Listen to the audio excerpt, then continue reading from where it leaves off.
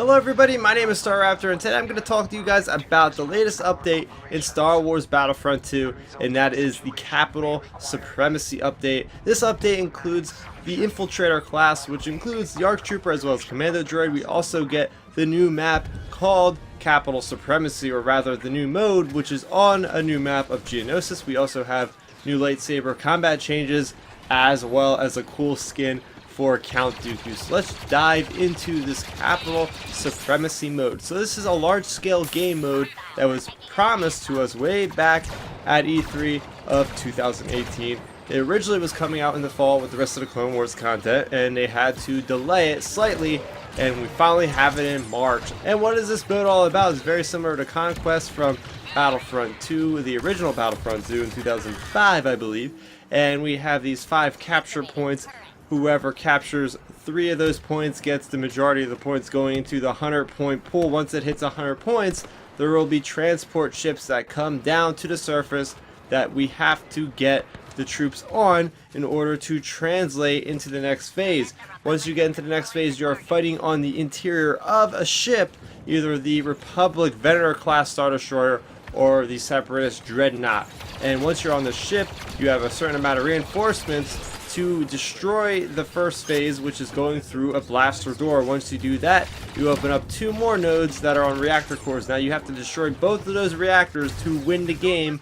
Thing is, if you don't do it on the first try, it's okay, because you go back to the surface of the planet and you can keep repeating this whole process until one team is victorious with destroying the other capital ship. So my overall thoughts on this mode are, first off, this is a very long duration mode. I was in each one for almost an hour each, so you're going to want to make sure you carve out at least an hour of time before jumping into this, because wow, it takes substantially longer to do this than any other game mode in the game. But the cool thing about that is that you are going to rack up a ton of credits through this, and you're also going to have tons of time to build up enough score to play some of your heroes. Like on the light side, you have Yoda, you have Chewbacca, you have Obi-Wan, you have Anakin. On the dark side, you have the Trandoshan boss, you also have Grievous, Dooku, and Maul.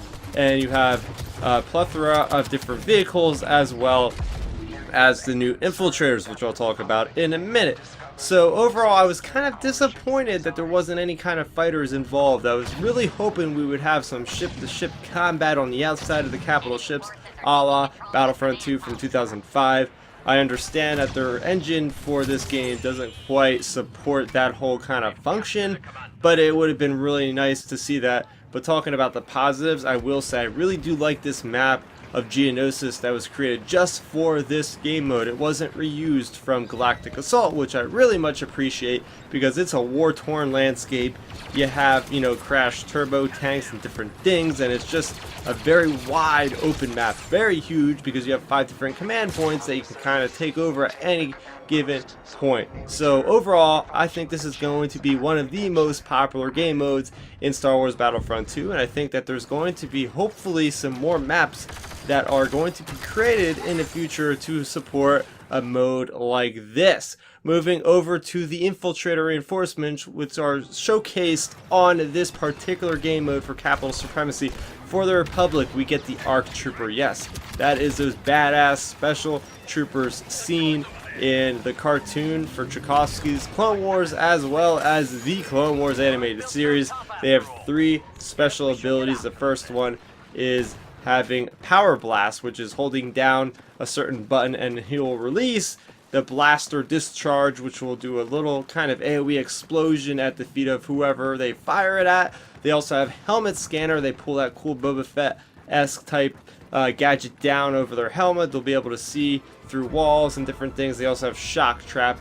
And I do like the mechanics with the dual blasters. So basically your left trigger is your left gun, right trigger is your right gun. You can kind of alternate between and fire them pretty rapidly, so it's very effective. I like their dodging, rolling, and their armor looks awesome. Moving over to Commando Droids, they have this really cool Vibro Sword attack where it chains 3 attacks together. The last attack in that sequence actually knocks down the opponent. They also have Smoke Screen, and they have Thermal Vision. So if you use Smoke Screen, put on Thermal Vision, you will get an advantage over your enemies that cannot see you in that smoke. So pretty cool kind of synergy between different abilities there.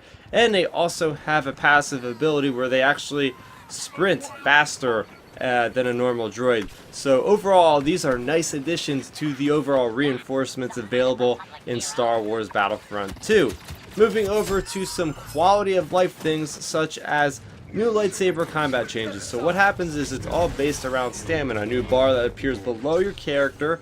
There is no more staggering, so when you actually go to attack somebody and they block, doesn't mean you get stunned back a little bit. You're going to keep going, and this gameplay basically adds to just smoother gameplay, just nicer duels as far as not having a lot of staggering going on, and it seems just more epic and just a funner way to play. And finally, we do have Count Dooku's new exquisite pajamas skin from the Clone Wars. I know a lot of people out there are very happy for that. So overall, this is probably one of the largest updates in Star Wars Battlefront 2. Brought a lot of new content to the game. We're not sure what's coming next, but I hope that there is going to be some announcements very soon about that, maybe at Star Wars Celebration. So what do you guys think of this new update for Star Wars Battlefront 2? Are you still playing Battlefront 2? Does this kind of update get you excited to maybe jump back into the game that you haven't played in a while? Let's talk about it in the comment section below. If you guys are new to the channel, welcome. I have plenty of other Star Wars content